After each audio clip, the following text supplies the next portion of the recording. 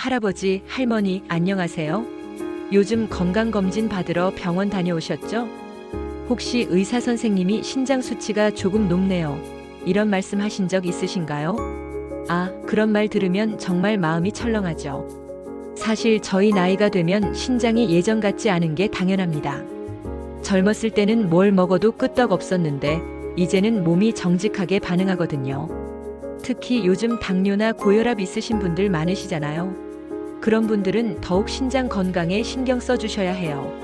신장이라는 것이 참 신기한 기관이에요.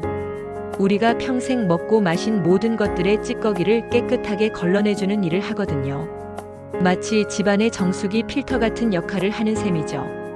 그런데 이 필터가 70년, 80년 쓰다 보니까 조금씩 지쳐가는 거예요.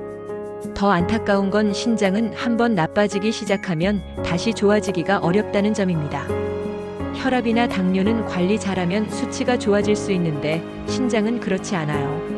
그래서 더 나빠지지 않게 관리하는 것이 정말 중요합니다. 그럼 어떻게 관리해야 할까요? 가장 중요한 건 바로 우리가 매일 하는 식사입니다. 할머니, 젓갈 좋아하시죠? 할아버지, 된장찌개 진하게 드시는 거 좋아하시죠? 이해합니다. 우리 세대는 짠맛에 길들여져 있어요. 하지만 이제는 조금 달라져야 합니다. 신장 건강을 위해서는 소금을 줄이는 것이 첫 번째입니다. 간장, 된장, 고추장 같은 장류를 줄이고 대신 식초나 레몬즙, 좋은 카레가루 같은 것으로 맛을 내보세요. 처음엔 맛없다고 느끼실 수 있지만 2주만 참고 드시면 입맛이 바뀝니다. 그리고 여러분, 혹시 몸에 좋다고 해서 현미밥, 잡곡밥 드시고 계시나요? 견과류도 몸에 좋다고 많이 드시고요. 사실 신장이 안 좋으시면 이런 것들을 조심하셔야 해요. 현미나 잡곡에는 칼륨이라는 성분이 많은데 이게 신장에 부담을 줄 수 있거든요. 차라리 흰쌀밥이 나을 수 있어요. 나물도 마찬가지입니다. 시금치, 나물 몸에 좋다고 많이 드시는데 잎채소에도 칼륨이 많아요.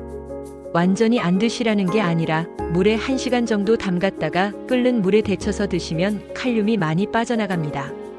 단백질도 중요한 문제입니다.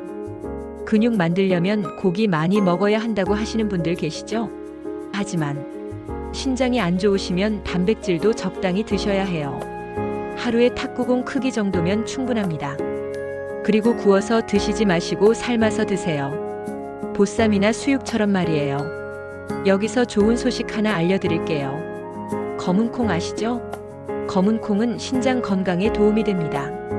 일반 콩보다 항산화 성분이 많아서 몸의 노화를 늦춰주거든요. 다만 역시 탁구공 크기만큼만 드시고 볶은 검은 콩을 간식처럼 많이 드시면 안 됩니다. 검은 콩을 미리 삶아서 냉동실에 보관해 두시고 밥할 때 조금씩 넣어서 드시면 좋아요. 깻잎도 좋은 식재료입니다. 우리나라 사람들만 먹는 특별한 채소죠. 깻잎에는 칼슘이 많이 들어있어서 뼈 건강에도 좋고 특유의 향이 식욕을 돋워줍니다. 요즘 입맛 없으시다고 하시는 분들 많은데 깻잎 몇 장 곁들여 드시면 훨씬 맛있게 드실 수 있어요. 마지막으로 단백질 이야기를 더 해드릴게요. 나이 들면 고기 많이 먹어야 한다고 하는데 중요한 건 양이 아니라 어떻게 먹느냐입니다. 한 번에 많이 드시지 마시고 하루 3끼에 나누어서 드세요. 그리고 고기만 드시지 마시고 달걀, 두부, 생선도 번갈아 가며 드시면 좋습니다. 콜라나 색깔 진한 음료수는 피하세요. 가공식품도 마찬가지입니다. 햄, 소시지 같은 것들 말이에요. 이런 것들에는 인이라는 성분이 많아서 신장에 부담을 줍니다.